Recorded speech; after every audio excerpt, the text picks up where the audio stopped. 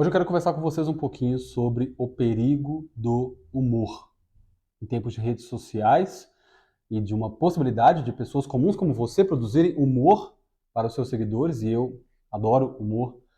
Eu quero conversar um pouquinho sobre como você pode confundir a cabeça do seu filho com o tipo de humor que está sendo feito nesses tempos modernos nossos, certo? Antigamente, as pessoas compartilhavam aquele humor que era produzido de forma espontânea, né? Você estava andando e viu alguém levando um tombo, ou uma situação inusitada aconteceu, beleza, você gerou humor. E aí você compartilha isso para as pessoas, né? A gente tinha as famosas videocassetadas lá no programa do Faustão, e temos os humoristas profissionais, né, que a gente sabe que ele está ali para produzir humor. Nós temos essa distinção clara.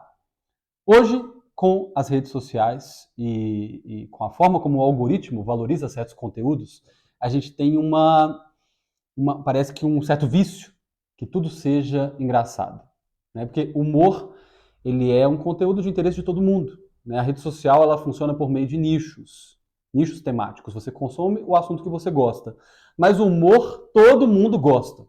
Então, quem quer crescer nas redes sociais, quem quer mais engajamento nas suas postagens, mais seguidores, com certeza, se produzir humor, vai ter bastante resultado, o algoritmo vai favorecer esse conteúdo.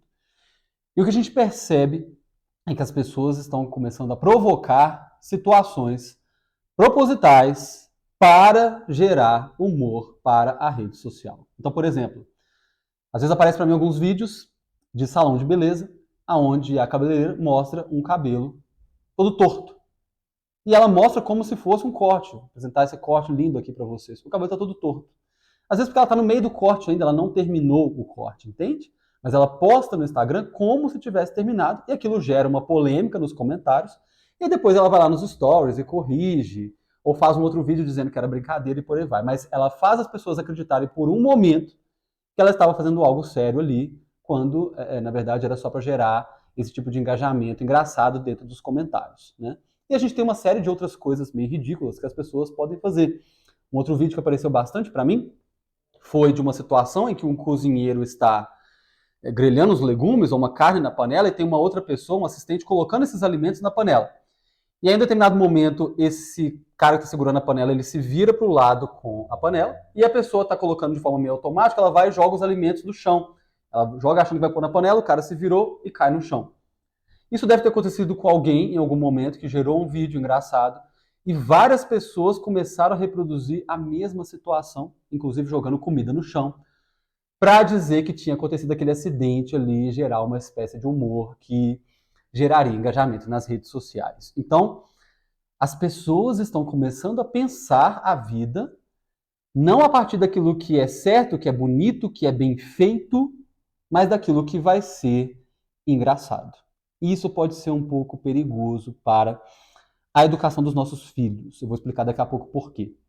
Essa estratégia, que a gente pode considerar que é meio que um marketing de guerrilha, né? Ela já está presente há muitas décadas na indústria do cinema, da música, das próprias novelas. Você sempre tem que ter uma polêmica, né? E pode ser uma história ruim mesmo, de bastidor, sobre aquele filme, sobre aquela música, uma briga, uma traição, enfim, qualquer coisa esdrúxula, caótica, que gere burburinho sobre aquele filme, sobre aquela música.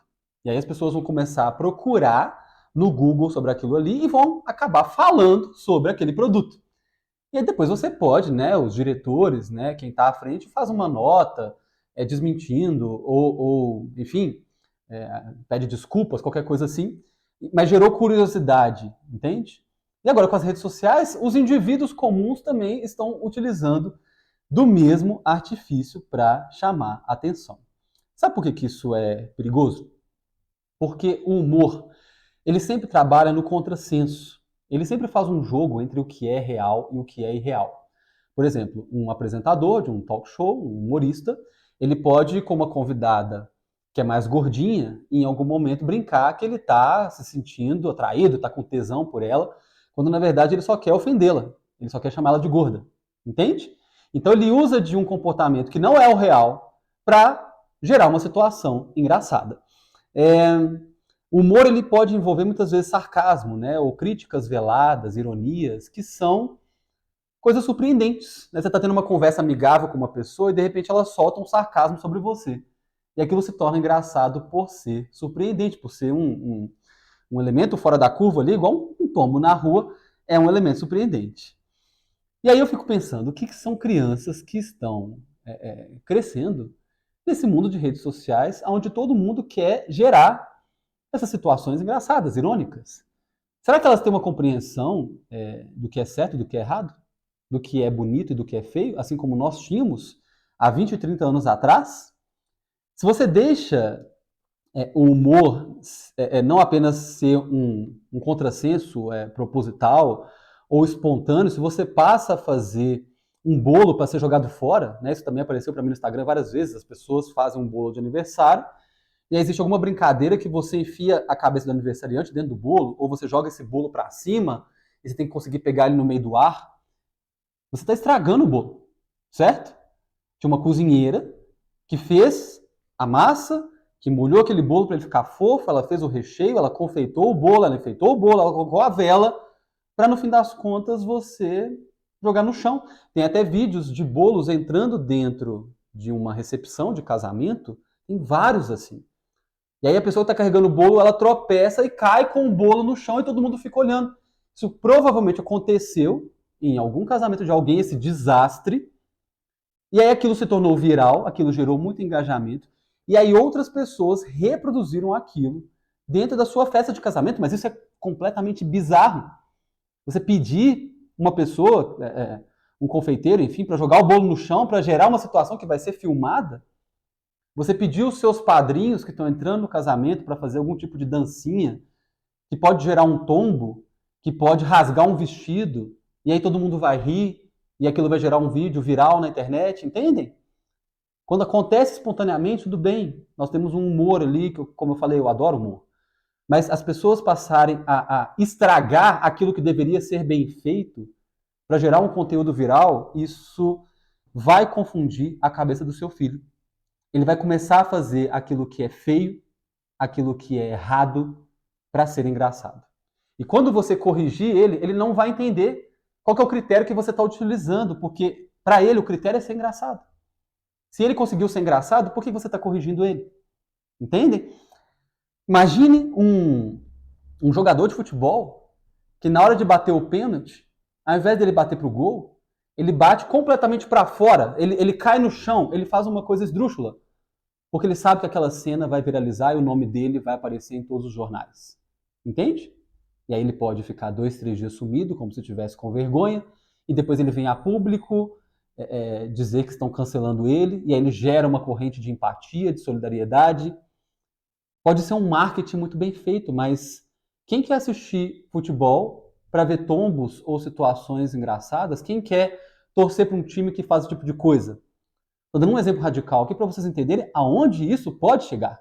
E como a cabeça do seu filho pode, de fato, ficar confusa com esse tipo de transtorno da realidade para atender a um requisito que não tem nada a ver com aquilo que é bonito, que é agradável, mas com audiência. Então, quando você, pai e mãe, estiver consumindo esse tipo de conteúdo nas suas redes sociais, no seu Instagram, no seu YouTube, lembre-se, você é adulto. Você sabe distinguir muito bem o que é humor, o que é uma situação fora do esperado e o que é, de fato, as coisas acontecendo normalmente, ordenadamente, certo? Não se esqueça que o seu filho precisa ver cerimônias de casamento bem feitas, ele precisa ver bolos de aniversário que são quase que protegidos ali pelos adultos. Na minha época, festa de aniversário é assim, né? Você não podia nem encostar o dedinho ali que alguém ia dar um tapa na sua mão. Porque o bolo deve permanecer intacto, ele não deve cair no chão, ele não deve ser espatifado, certo? O seu filho precisa ver as coisas permanecendo bonitas, bem feitas, corretas, para que ele tenha critérios adequados de interpretação da realidade e de forja do seu caráter, do seu comportamento habitual. Certo? Se esse vídeo foi útil para você, se você gostou deste conteúdo, curta, comente e compartilhe para que outras pessoas tomem consciência disso aqui que a gente está conversando e das conversas excelentes que nós estamos tendo todas as semanas aqui no meu canal. Te vejo no próximo encontro nosso aqui. Um abraço, até mais.